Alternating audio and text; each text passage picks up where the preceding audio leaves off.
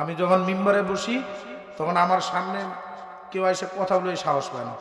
মিম্বার থেকে কি হবে হবে তো এক পক্ষে বিএনপি বলতেছে যে বিএনপির বিপক্ষে বলছি, তো বিএনপির বিপক্ষে বলবো না তো পক্ষে বলবো। এক কথা বলেন না কেন? বিএনপির পক্ষে বলবো, চাঁদাবাজি দাঙ্গাবাজি করবা তোমরা, মায়ের বুক খালি করবা, তোমাদের পক্ষে কথা বলবো আমরা। ওলামায়ে কেরামদেরকে যে পরিমাণ কষ্ট 16 বছরের স্বৈরাচার শাসক দিয়েছে, এখন তোমরা আবার নতুন স্বৈরাচারের খাতায় নিজেদের নাম লেখাচ্ছ। অতএব পার্লামেন্টে যদি তোমরা যেতে চাও, আমার বাংলাদেশের পার্লামেন্টে যদি তোমরা যেতে চাও, তাহলে তোমাদের মরহুম নেতা শহীদ প্রেসিডেন্ট জিয়াউর রহমানের সেই স্বাক্ষরকৃত লেখা যে পার্লামেন্টের সংসদে বিসমিল্লাহর আইন জারি করতে হবে, মদের আইন বৈধতা রাখতে পারবেন না, মদের আইন বাতিল করতে হবে, তাহলে আপনারা পার্লামেন্টে যেতে পারবেন, নতুবা আপনাদের পার্লামেন্টে জায়গা নেই। অতএব হকের পক্ষে বাতিলের বিপক্ষে থাকবো। কি কথা বলেন না কেন? কথা বলেন না কেন?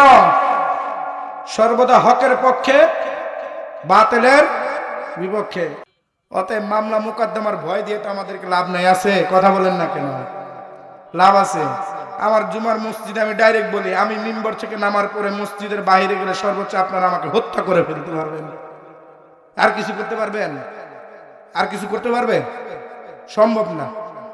সর্বোচ্চ আপনি আমাকে হত্যা করতে পারবেন, কিন্তু কিয়ামতের ময়দানে আপনাকে আমি তো আটকায় দিব ভাই। কিয়ামতের ময়দানে তো আমি আটকায় দিব। আপনারা কি মনে করছেন 16 বছরের স্বৈরাচার চলে গেছে?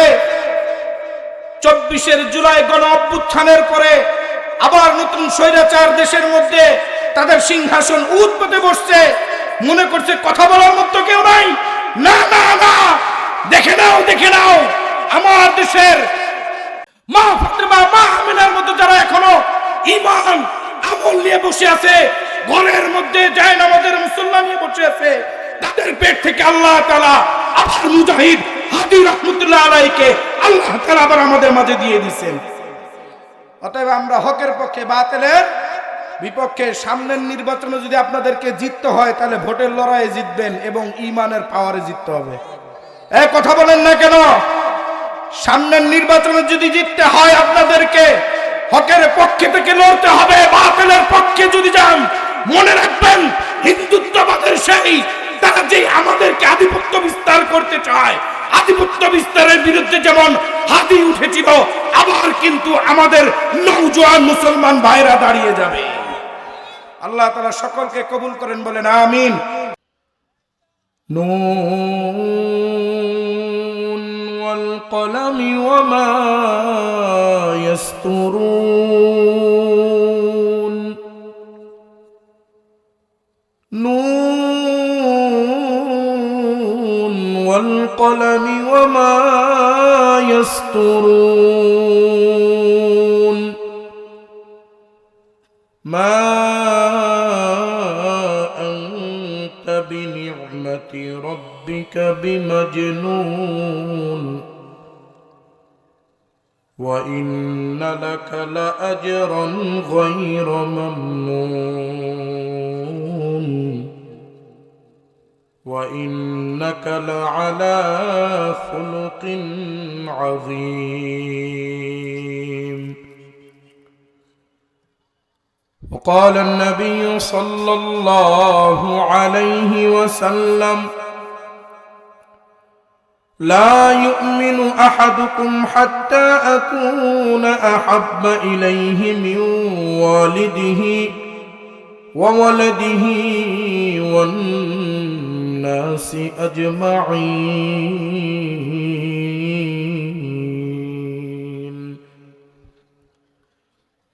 صدق الله العظيم وصدق رسوله النبي الكريم، ونحن على ذلك من الشاهدين والشاكرين، والحمد لله رب العالمين.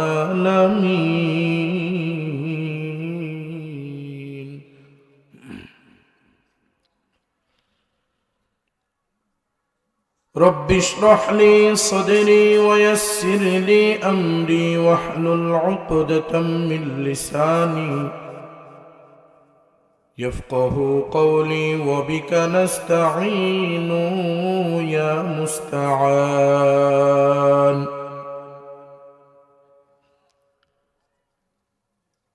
الحمد لمن قدر خيرا وخبالا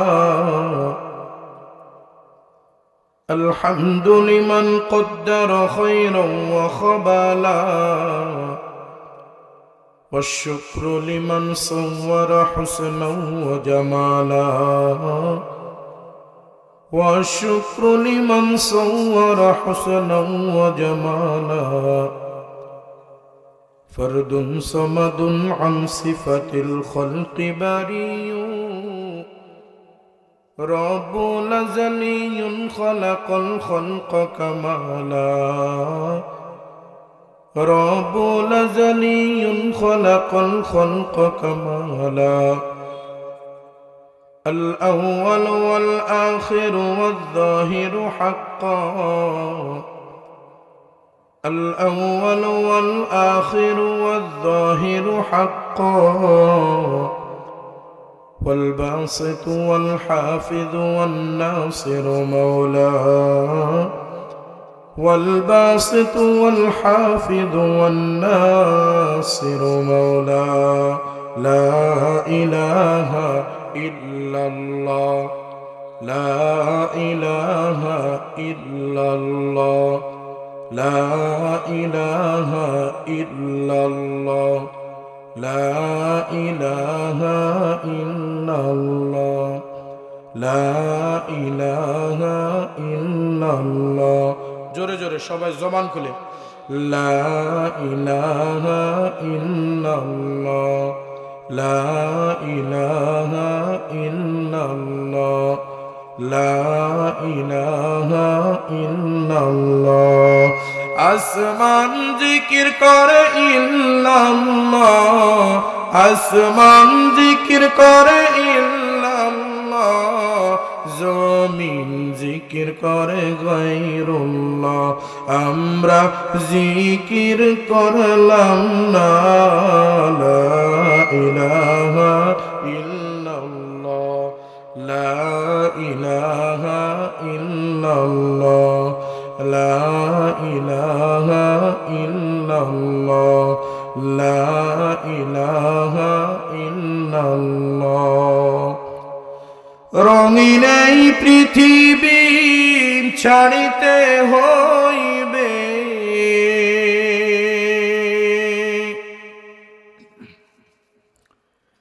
রঙিন এই পৃথিবী ছাড়িতে হইবে সাদের এই দেহ মাটিতে খাইবে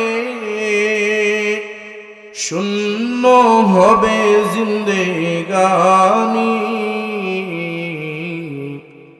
কর লাগিয়া এত মায়া এত চোখের পানি রে মন কর লাগিয়া এত মায়া এত চোখের পানি রঙিন এই পৃথিবী ছাড়িতে হইবে সাদের এই দেহ মাটিতে খাইবে শূন্য হবে জিন্দেগানি কর লাগিয়া এত মায়া এত চোখের পানি রে মন কর লাগিয়া এত মায়া এত চোখের পানি সন্ধ্যা হলে ডুবিবে বেলা সঙ্গ হবে ভবের ওই মেলা সন্ধ্যা হলে ডুবিবে বেলা সঙ্গ হবে ভবের ওই মেলা কেউ বা দিবে আখিরি গোসল, কেউ বা দিবে আখিরি গোসল, কেউ বা আনবে আতর দানি। কার লাগিয়া এত মায়া এত চোখের পানি, সবাই সবাই জোরে সোরে বলেন, কার লাগিয়া এত মায়া, বলেন। রঙিন এই পৃথিবী ছাড়িতে হইবে, সাদের এই দেহ মাটিতে খাইবে, শূন্য হবে জিন্দেগানি। কার লাগিয়া এত মায়া,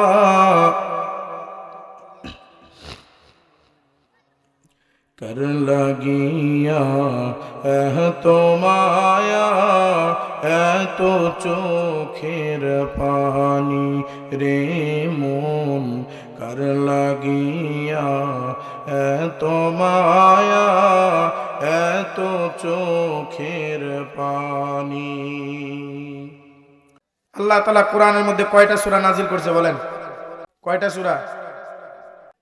114। কত? 114। 114টা সূরার মধ্যে আল্লাহ তাআলা একটা সূরা নাজিল করেছেন, সূরার নাম হলো কলম। কি নাম? এই কলম সূরার তাফসীর নিয়ে যদি আলোচনা করা যায়, রাত পার হয়ে দিন আসবে, তারপর কলম সূরার তাফসীর শেষ হবে না। কারণ আল্লাহ তাআলা এই কলম সূরার এক এক আয়াতকে আল্লাহ তাআলা এক এক প্রেক্ষাপটের উপর নাজিল করছে। বুঝতে পারছেন? প্রেক্ষাপটটা আপনার আমাদের দিনাজপুরের ভাষায় বলি।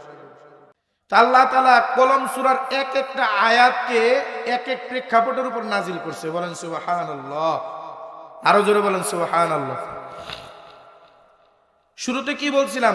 যে আল্লাহ তাআলার কিছু গোপন রাজ আছে, গোপন কিছু বিষয় আছে, এই গোপন বিষয়টাকে আল্লাহ তাআলা সবার সামনে প্রকাশ করে না। সুবহানাল্লাহ, আরো জোরে বলেন না সুবহানাল্লাহ।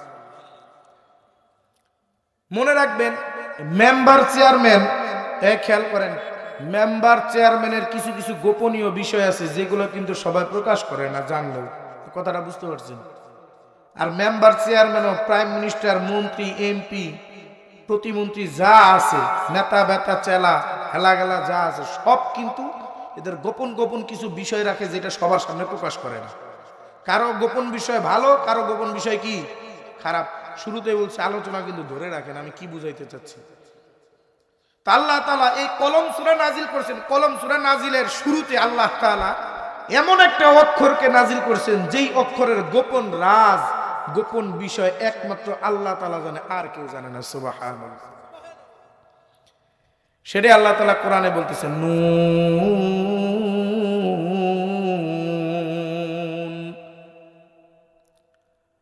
নুন ওয়াল কলামি ওয়া মা ইয়াসতুরুন। আল্লাহ তাআলা এই সূরার শুরুতে একটা অক্ষরের কসম খাইছেন। কিসের বলেন না? জোরে বলেন না। অক্ষর আগে বুঝেন। হরফকে অক্ষর বলে, শব্দকে ইংলিশে ওয়ার্ড বলে, বাংলায় বলে শব্দ। এই কথাটা বুঝতে পারছেন? একটা শব্দ এক জিনিস, অক্ষর কিন্তু এক জিনিস। আল্লাহ তাআলা শব্দের কসম পড়ে গেছেন, আগে গেছেন অক্ষরের, পরে যে আল্লাহ তাআলা ওই অক্ষরের উপর ভিত্তি করে আয়াত নাজিল করেছেন, আয়াতের মধ্যে আল্লাহ তাআলা কি বুঝাইতে গেছেন সেই বুঝানোটাকে আল্লাহ তাআলা আবার কসম খাইছেন। সুবহানাল্লাহ। তাফসিরে মারিফুল কোরআন বলেন, তাফসিরে ইবনে কাসির বলেন, যে কোনো তাফসির বলেন, প্রসিদ্ধ 11টা 14টা তাফসিরও যদি ঘাটাঘাটি করেন একই আলোচনা পাবেন এইটার মধ্যে, এর ব্যতিরেকে কি কিছু পাবেন। এক একজন মুফাসসির বিদ্বান আলোচনাটাকে এক এক ভাবে সাজাইছেন, হাদিস দিয়ে, প্রেক্ষাপট দিয়ে। তো আল্লাহ তাআলা এখানে আলোচনা করতেছেন, নুন ওয়াল কলামি ওয়া মা ইয়াসতুরুন। আল্লাহ তাআলা কোরআনের এই সূরার মধ্যে আলোচনা করতে গিয়ে প্রথমে একটা অক্ষরের কসম খাইছেন। কার কসম? জোরে বলেন, জোরে বলেন না। সবাই আমার সামনে জোরে জোরে আমার সাথে সাথে বলবেন নুন, জোরে জোরে বলেন নুন ওয়াল কলামি ওয়া মা ইয়াসতুরুন। আমার আল্লাহ তাআলা এই কলম সূরার শুরুতে এমন একখানা অক্ষরের কসম খাইছেন যে আল্লাহ তাআলা এমন অক্ষরকে আল্লাহ তাআলা কোরআনের মধ্যে কয়েকটা সূরার মধ্যে নামাইছেন, নাজিল করেছেন শুরুতে। সুবহানাল্লাহ।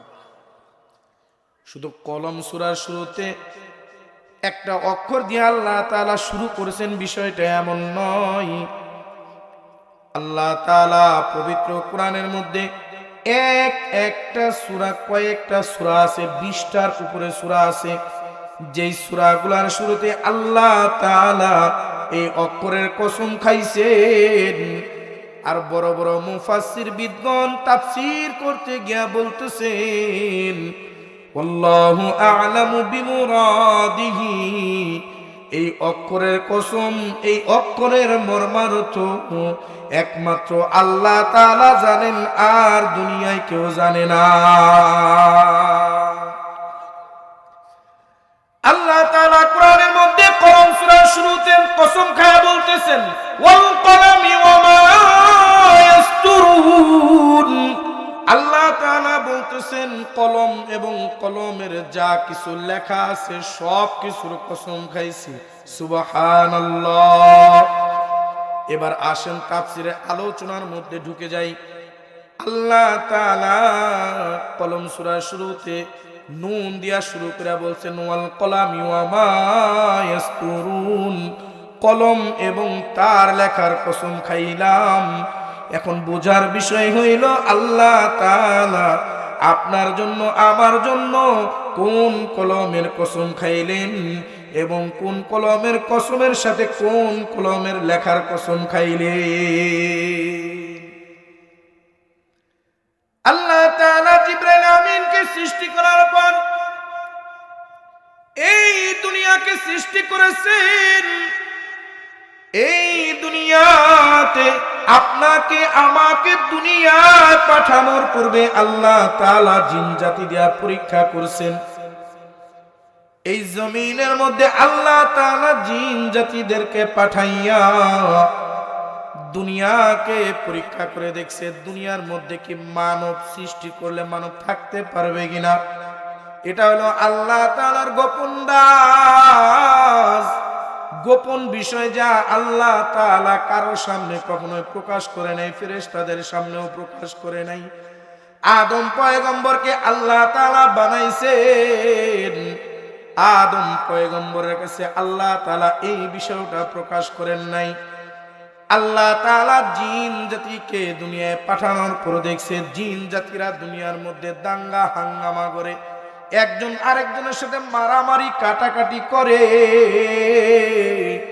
একজন আরেকজনের রক্ত নিয়ে মারামারি করে, একজন আরেকজনকে কষ্ট দেয়। এ কারণে আল্লাহ তাআলা জিবরাইল আমিনের মাধ্যমে জিন জাতিকে উঠায় আনিছে। কত বড় আল্লাহ তাআলা এই দুনিয়া সৃষ্টি করার পূর্বে আপনার আমার তকদির, আপনার আমার যাবতীয় বিষয়গুলা আল্লাহ তাআলা দুনিয়া ও সৃষ্টির 50,000 বছর আগে লিখছে।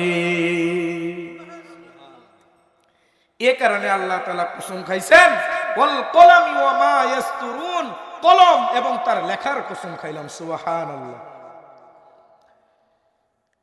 জিবরাইল আমিনকে বলছে রে জিবরাইল, এই যে দুনিয়ার মধ্যে আমি আল্লাহ তাআলা যাদেরকে পাঠাবো, যাদেরকে দুনিয়ার মধ্যে আমি আল্লাহ তাআলা খলিফা হিসেবে নিযুক্ত করব, সব কিছুর তকদির লেখ। আসমানের তকদির লেখ, জমিনের তকদির লেখ, বাতাসের তকদির লেখ, চাঁদের তকদির লেখ, সূর্যের তকদির লেখ, সব কিছুর তকদির লেখ। আল্লাহ তাআলা জিবরাইল আমিনের মাধ্যমে সব কিছুর তকদির লেখছে। আপনি আমি আজকে মাহফিলের প্যান্ডেলের নিচে বসবো, এটা আল্লাহ তাআলা 50,000 বছর আগে তকদির লেখছে। সুবহানাল্লাহ। জোরে বলেন না সুবহানাল্লাহ। আল্লাহ তাআলা আপনাকে আমাকে দুনিয়া সৃষ্টি করার পর, দুনিয়ায় পাঠানোর পর আল্লাহ তাআলা আপনাকে আমাকে দুনিয়ার এই জমিনের উপরে আজকে পশ্চিম মহারাজপুর যুবকদের উদ্যোগে আজকের মাহফিলে আপনাকে আমাকে দুনিয়ায় এই মাহফিলের প্যান্ডেলে বসাবে, এটাও আল্লাহ তাআলা দুনিয়া সৃষ্টিরও 50,000 বছর পূর্বে তকদিরের মধ্যে লেখা ফেলছে। এ ভাই, ভাই পড়ে বসান, সরেন দেখি।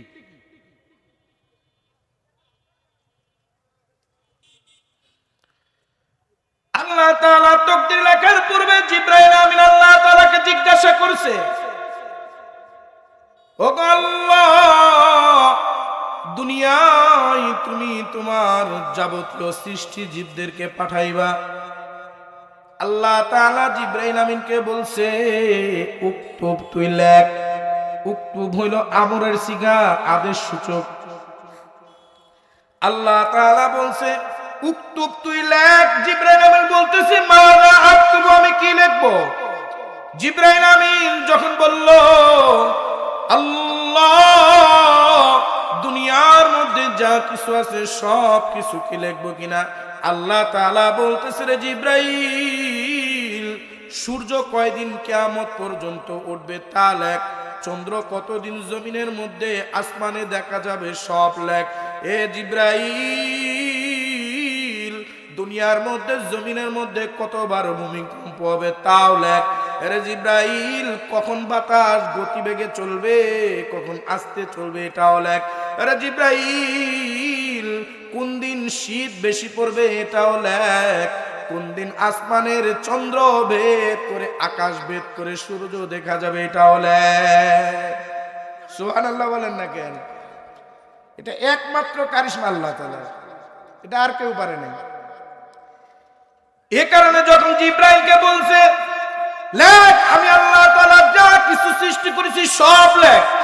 জিবরাইল আমিন দুনিয়া সৃষ্টির পর থেকে নিয়ে কিয়ামত পর্যন্ত যা কিছু হবে সব কিছু আল্লাহ তাআলার হুকুমে লেখছে।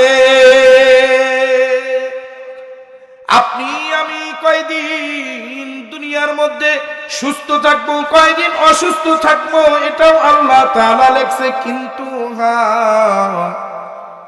বিপদ যখন চলে আসে রে মুসলমান, ওই বিপদের সময় যদি আল্লাহ তাআলার কাছে একবার দুহাত তুলে দোয়া করা হয়, আল্লাহ,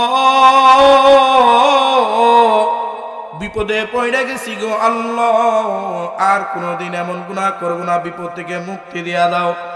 দোয়া করার সাথে সাথে আল্লাহ তাআলার রহমতের সমুদ্রের মধ্যে জোশ মাইরা যায়। এই কারণে আল্লাহ তাআলা ওই বান্দার দোয়া কবুল করিয়া বিপদ থেকে বাঁচায়া দেয়। তাহলে কি বুঝলাম? তকদির পরিবর্তন হয় একমাত্র দোয়ার কারণে। বলেন না সুবহানাল্লাহ? আরে জোরে বলেন না কেন সুবহানাল্লাহ? জানি না সত্য মিথ্যা কতটুকু আমাদের দেশের কয়েকবারের প্রাইম মিনিস্টার, প্রধানমন্ত্রী জীবিত আছে না মৃত্যুবরণ করছে, আল্লাহ তাআলা মালুম। জানি না সত্য মিথ্যা, তবে দোয়া তো আমরা প্রত্যেকটা মসজিদ থেকে তার জন্য করছি যে আল্লাহ তাআলা তাকে নেক হায়াত দান করে, সুস্থতা দান করে। কথাটা বুঝেন নাই? এটাও আল্লাহ তাআলার পক্ষ থেকে তাকদীর লেখা। এই কথাটা বুঝতে পারছেন? আমার কথাটা বুঝতে পারছেন? অতঃপর আল্লাহ তাআলা কলম সূরার 2 নম্বর আয়াতে বলতেছেন, মা আনতা বিনি'মাতি রাব্বিকা বিমাজনুন। ও পয়গম্বর, আপনাকে যারা আল্লাহ তাআলার পক্ষ থেকে আপনি নিয়ামত প্রাপ্ত, ও পয়গম্বর, যারা আপনাকে বেঈমান গুলা, যারা আপনাকে পাগল বলে আপনি পাগল নন, আপনি পাগল নন। যারা পাগল বলে তারা পাগল। পয়গম্বর রাসূলুল্লাহ সাল্লাল্লাহু আলাইহি ওয়াসাল্লাম তাওহীদের দাওয়াত যখন দেয়, তায়েফের ময়দানে গেছে। তায়েফের ময়দান, কাফের বেঈমান মুশরিকরা পয়গম্বরের শরীর থেকে রক্ত বের করে দিছে। পয়গম্বর আসমানের দিকে তাকায় বলছে, আল্লাহ,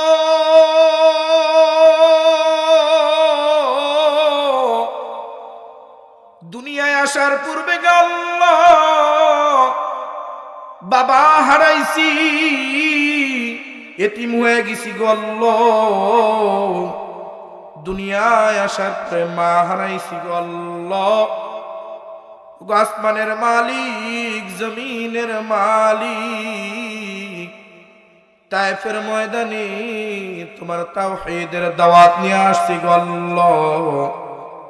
আয় আল্লাহ, তোমার তাওহীদের দাওয়াত নিয়ে তায়েফের ময়দানে আসছি। তাকায় দেখো, ওই যে কাফের বেদুন মুশরিক বেঈমানগণ আমাকে এমন কষ্ট দিয়েছে গো আল্লাহ, শরীর থেকে রক্ত বের করে দিচ্ছে। জিবরাইল আমিন আল্লাহ তাআলার কাছে যায় বলছে, আল্লাহ আপনার হাবিব, আপনার পয়গম্বরকে যে পরিমাণ তায়েফবাসী কষ্ট দিছে গো আল্লাহ, আয় আল্লাহ আপনি খালি বলেন না তায়েফবাসীকে আমি জমিন উল্টায়া মাইরা দিব। জিবরাইল আমিন পয়গম্বরের কাছে এসে বলছে, ও পয়গম্বর আপনি খালি হুকুম দেন, দুই পাশের পাহাড়কে চাপ দিয়া এই তায়েফবাসীকে আমি মেরে ফেলবো। পয়গম্বর বলছে, না না না, আল্লাহ তাআলা শুধু আমাকে মুসলমান ইমানদারদের জন্য রহমত বানায় নাই। আল্লাহর পয়গম্বর বলতেছে, ওই যে আসমানের মালিক, জমিনের মালিক আমাকে শুধু ইমানদারদের জন্য রহমত স্বরূপ বানায় নাই, আমাকে আল্লাহ তাআলা গোটা দুনিয়া, আসমান জমিন সব কিছুর জন্য রহমত স্বরূপ বানাইছে। অতঃপর আল্লাহ তাআলা পয়গম্বরের এমন কথা শুনিয়া আল্লাহ তাআলা পয়গম্বরকে রহমত স্বরূপ, আল্লাহ তাআলা পয়গম্বরকে সান্ত্বনা দেওয়ার জন্য আল্লাহ তাআলা বলতেছেন, ওমা আরসালনাকা ইল্লা রাহমাতাল লিল আলামিন। আল্লাহু আকবার। অতঃপর পয়গম্বর রাসূলুল্লাহ সাল্লাল্লাহু আলাইহি ওয়াসাল্লাম আল্লাহ তাআলার দিকে তাকায় বলতেছে, আয় আল্লাহ দুনিয়ায় আসার পূর্বে বাবাকে হারাইছি, এতিম হয়ে দুনিয়ার মধ্যে মানুষ হইছি গো আল্লাহ। আয় আল্লাহ তায়েফবাসীরা আমারে কষ্ট দিছে, ওরা না যাই না আমারে কষ্ট দিছে, না যাই না আমার শরীরের মধ্যে পাথর নিক্ষেপ করছে, পাথর নিক্ষেপ করিয়া আমার শরীর থেকে রক্ত বের করছে গো আল্লাহ। আয় আল্লাহ তায়েফবাসীর কপালে যদি তুমি হেদায়েত রাখো, হেদায়েত দিয়া দাও। আয় আল্লাহ যদি হেদায়েত না রাখো গো আল্লাহ, আখিরি জামানার পয়গম্বর আমি নবীর উম্মত হওয়ার কারণে আল্লাহ কিছুদিন দেখিয়া হেদায়েত দিয়া দুনিয়া থেকে নিয়ে যাও। এ কারণে আল্লাহ তাআলা কলম সূরার 2 নম্বর আয়াতে বলতেছেন, মা আনতা বিনি'মাতি রাব্বিকা বিমাজনুন। ও পয়গম্বর আপনি তো আমার পক্ষ থেকে নিয়ামত প্রাপ্ত, আপনি তো পাগল নন। তার কারণ হইল আবু জাহেল। পয়গম্বর যখন ঘরের মধ্যে নিজ দরবারে বসিয়া তাওহীদ রিসালাতের দাওয়াত দেয়, আর বেঈমানরা যখন আবু জাহেলের কথা শুনিয়া পয়গম্বরের দরবারের দিকে রওনা হয়, আবু জাহেল বলতেছে, এ আমার জাতি তোমরা কোথায় যাও? তারা বলে, ওই যে পয়গম্বর মুহাম্মদ নিজেকে নবী দাবি করছে, তার দরবারে যায় তারে একটু দেখবার জন্য। আবু জাহেল বলে, আরে মুহাম্মদ তো হলো পাগল, মুহাম্মদ যা বলে নিজের থেকে বলে, মুহাম্মদ হলো মাজনুন। নাউজুবিল্লাহ বলেন না কেন? নাউজুবিল্লাহ বলেন। আবু জাহেল বলতেছে মুহাম্মদ হলো পাগল, যা বলে নিজের থেকে বলে, এ কারণে তোমরা মুহাম্মদের কাছে যাও না। অপরদিকে আবু জাহেল রাত্রি যখন হয়ে যায়, গভীর রজনীতে পয়গম্বরের তেলাওয়াত শোনার জন্য পয়গম্বরের বাড়ির দরওয়াজার সামনে আবু জাহেল কান লাগায়া পয়গম্বরের তেলাওয়াত শুনি। এ কারণে আল্লাহ তাআলা কোরআনের মধ্যে বলেছেন, মা আনতা বিনি'মাতি রাব্বিকা বিমাজনুন। ও পয়গম্বর, দুশ্চিন্তার কোনো কারণ নাই, আপনি মনে কষ্ট নিবেন না রে পয়গম্বর, আপনি মনে কষ্ট নিবেন না।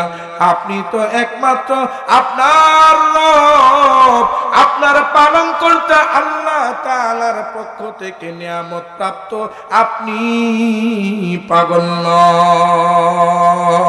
আয়ে রুখসারে জবর খাকে যারা পর্দা উঠা দো, लिल्लाही मुझे हुस्न खुदा दाद दिखा दो, लिल्लाही मुझे हुस्न खुदा दाद दिखा दो। आए बहरे करम सदके हुसैन बिन अली का, आए बहरे करम सदके हुसैन बिन अली का, प्यासा हूँ मुझे शरबत दीदार पिला दो, प्यासा हूँ मुझे शरबत दीदार पिला दो।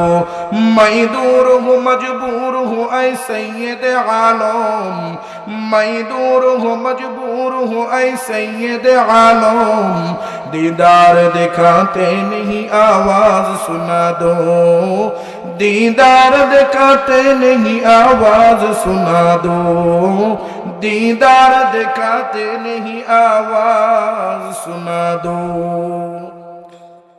আমার জুমার মসজিদে গত 2 সপ্তাহ আগে সেই মারামারি, ধাক্কা ধাক্কি। এক পক্ষ বলে হুজুর আমাদের পক্ষে কথা বলছে, আর এক হুজুর বলে আমাদের বিপক্ষে বলছে।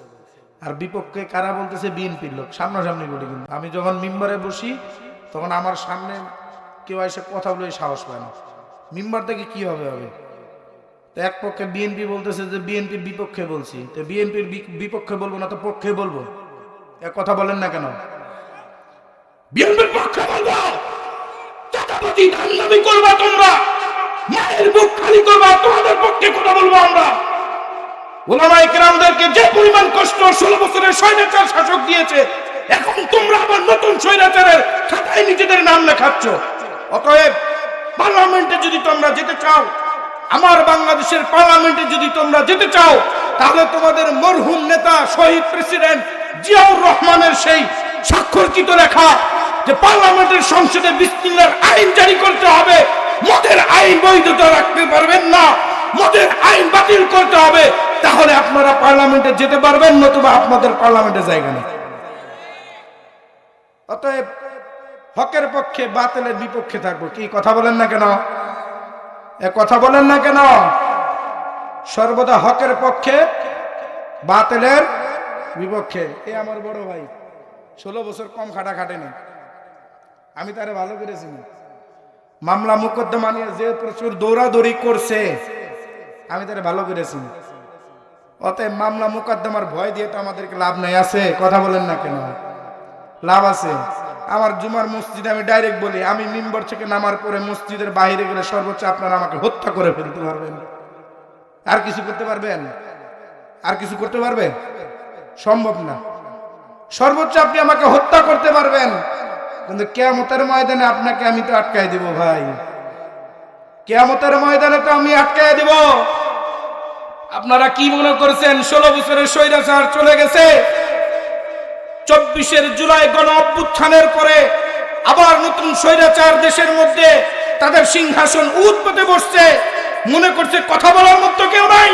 না না না, দেখে নাও, দেখে নাও, আমার দেশের মা ফাতেমা, মা আমিনার মতো যারা এখনো ঈমান আমল নিয়ে বসে আছে, ঘরের মধ্যে জায়নামাজের মুসল্লা নিয়ে বসে আছে, তাদের পেট থেকে আল্লাহ তাআলা আবার মুজাহিদ হাদি রাহমাতুল্লাহ আলাইহিকে আল্লাহ তাআলা আবার আমাদের মাঝে দিয়ে দিয়েছেন। অতএব আমরা হকের পক্ষে, বাতিলের বিপক্ষে। সামনের নির্বাচনে যদি আপনাদেরকে জিততে হয়, তাহলে ভোটের লড়াইয়ে জিতবেন এবং ঈমানের পাওয়ারে জিততে হবে। এই কথা বলেন না কেন? সামনের নির্বাচনে যদি জিততে হয়, আপনাদেরকে হকের পক্ষে থেকে লড়তে হবে। বাতিলের পক্ষে যদি যান, মনে রাখবেন হিন্দুত্ববাদের সেই তারা যে আমাদেরকে আধিপত্য বিস্তার করতে চায়, আধিপত্য বিস্তারের বিরুদ্ধে যেমন হাতি উঠেছিল, আবার কিন্তু আমাদের নওজোয়ান মুসলমান ভাইরা দাঁড়িয়ে যাবে। আল্লাহ তাআলা সকলকে কবুল করেন, বলেন আমিন। ওয়া আখিরু দাওয়ানা আলহামদুলিল্লাহি রাব্বিল আলামিন। আসসালামু আলাইকুম ওয়া রাহমাতুল্লাহি ওয়া বারাকাতুহু।